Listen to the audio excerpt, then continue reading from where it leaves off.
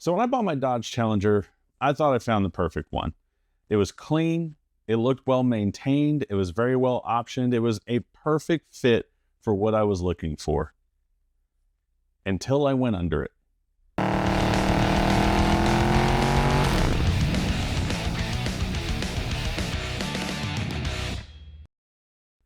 So if you read from the title, you probably know that I'm having some difficulties with the dealership that I bought my Dodge Challenger from. Now, let me start at the beginning because I want to give credit where credit is due. When I found this car, the sales team that helped me out was fantastic. The initial salesperson who showed me the car, let me take it for a test drive, even let me take wifey along with me, didn't pressure to go along. Basically just threw me the keys and said, hey, test drive it, let me know what you think. And we did, we brought it back and we bought it. Got to finance. Finance was great. The finance team did an excellent job, walked us through a bunch of different options.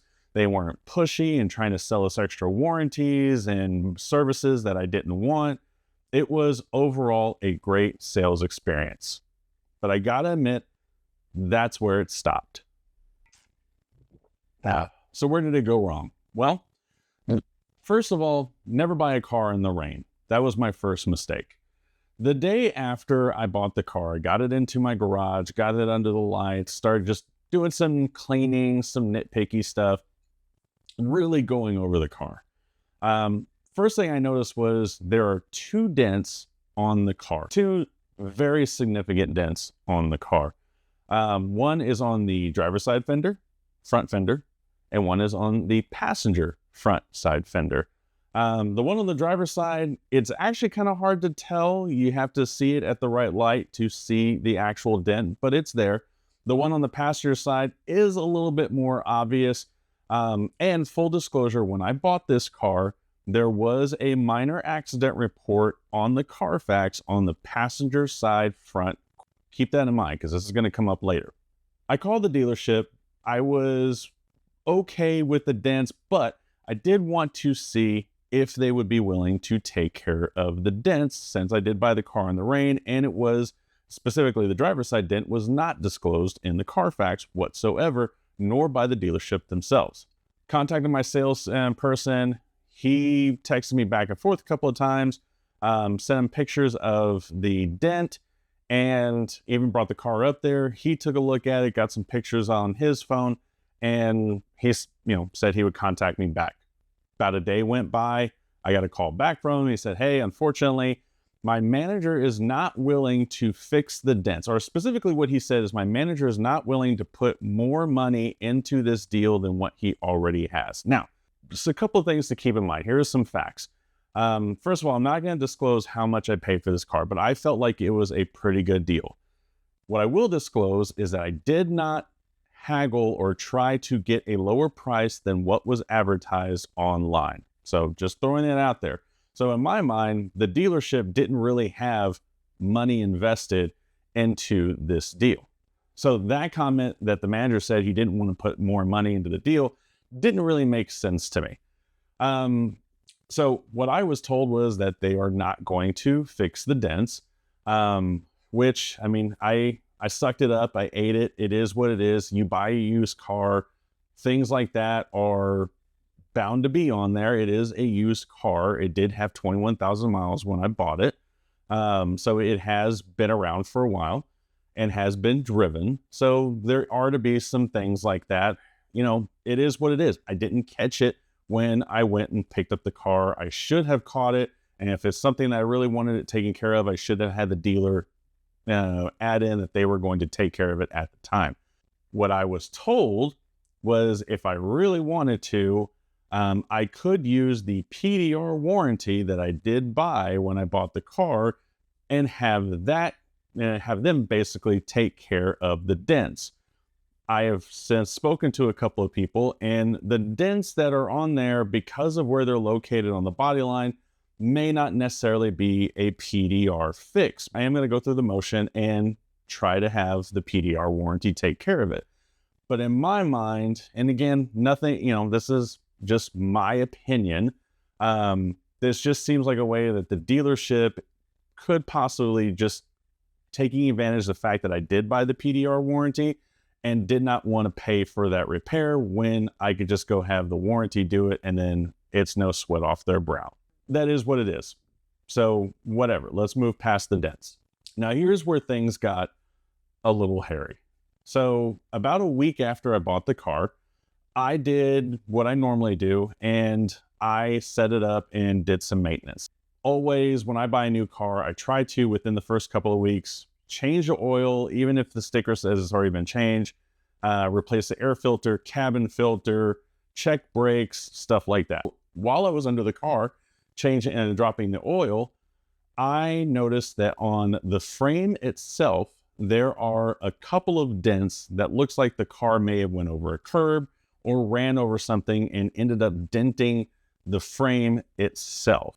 And the reason I was able to see these dents is because the whole belly pan that normally covers the motor on the Challenger and Chargers was missing. So it was pretty obvious why it wasn't there, because the dents are right in the area where the bolts go to hold that pan on. What did I do? Well, I immediately took photos of the damage and I sent them back to my sales rep and I let him know, hey, I have noticed that there is frame damage on this car. He then responded back very promptly, by the way. It was almost like, I think it was like later that day, and asked me to bring the car up there because they wanted to look at it. So I brought the car up there. Him and the used car manager took the car to the back. They got it up on a lift, and them and a couple of technicians took a look at the car. The used car manager then came out to me in the lobby, said, hey, we're going to look at it. It doesn't seem like it's really affecting the performance or the drivability of the car, so go ahead and take the car. We are going to get some estimates and see if we can get this fixed for you. I said, okay, I appreciate that. Thank you. And I was told they will contact me once they have information that they needed back. I'm expecting a week at most, I was going to get a phone call. About a month went by, and I had been curious as to what was going on. Didn't want to bug my sales rep or the manager, but I was getting to the point of, okay, I'm going to have to start contacting people and find out what's going on with my car. And about that time, I got a notification from the dealership that my tags were in. So I had to go pick up my tags for my car. And while I was there, I asked what was going on with about them possibly repairing the car. The original used car manager that I had spoke with apparently did not work at that dealership anymore. He had moved. So I had to speak with another used car manager who just so happened to have that guy's number, who then called the old used car manager, got the rundown on what was going on, and then he then took that to the general manager of the dealership. So by the time that they had figured all this out, I had been sitting in the lobby for almost an hour. So I guess during this, the general manager and the used car manager had went and spoke to the technician that originally looked at the car when I brought it in a month earlier. The general manager then comes up to me in the lobby and explains to me that if I want to get this fixed, it's going to be $1,800 and that the dealership is not going to cover that. And he gave a few reasons why, and I'm going to list those for you right now. A, he said that the damage was considered cosmetic because it was on the subframe and not the frame itself. I don't know about you. I am not a ASC certified mechanic, but I do know enough about cars that the subframe is still attached to the frame and is part of the structural integrity of the car itself.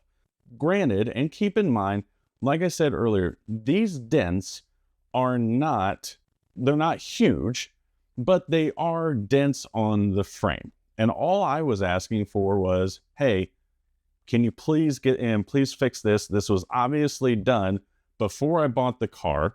So there should be something that the dealership had taken care of when they brought the car in. So another thing that I was told was that I keep making unreasonable demands when it comes to the car itself. Now, keep in mind, the only things that I have asked for is get the dents fixed, fix this damage to the subframe. I'm not asking for perfection. It is a used car. All I was asking for was accountability and fix what you can. I can get the dents, right? Then it is a used car, so that is something that I'm going to have to accept. But frame damage, I think is illegal. Not an expert. But also, I still feel like because that is a structural portion of the car, that should be something that should be addressed by the dealership before it is sold. So feel free to type your thoughts down in the comments below. And then the other thing that I was told in all this, because I had signed a Carfax that listed minor damage in the upper passenger corner of the car, that I accepted that this car is going to be damaged.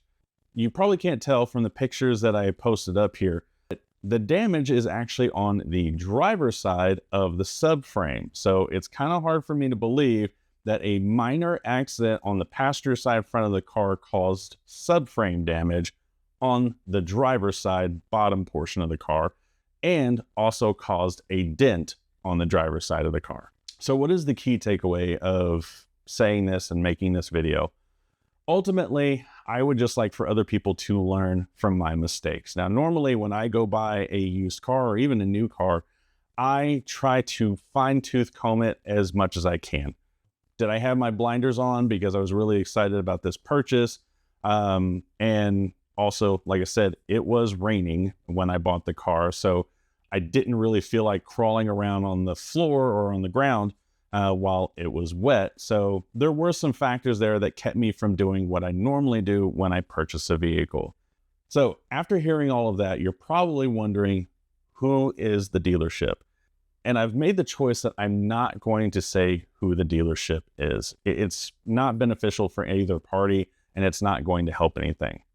What I want to do is give you my story, and just when you go purchase a vehicle, take my lessons that I have now learned and make sure that whether it's new or used, whether you're buying it from a friend, a dealer, whatever, go over that car with a fine-tooth comb. Get under the car, look at everything. And if you can afford it and you have the availability of someone that can come out and do a thorough inspection of the car before you buy it, do that. Make sure you get that. Make sure you have that peace of mind that you are buying the absolute best value vehicle that you think you are getting. So at the end of the day, this doesn't change the way I feel about my car. I still love my car and I still stick by my choice. If this video helps someone learn from my mistakes, then it's all been worth it. With that being said, I hope you have a great rest of the week. As always, please like, subscribe, share if you're so inclined, and we'll see you next time.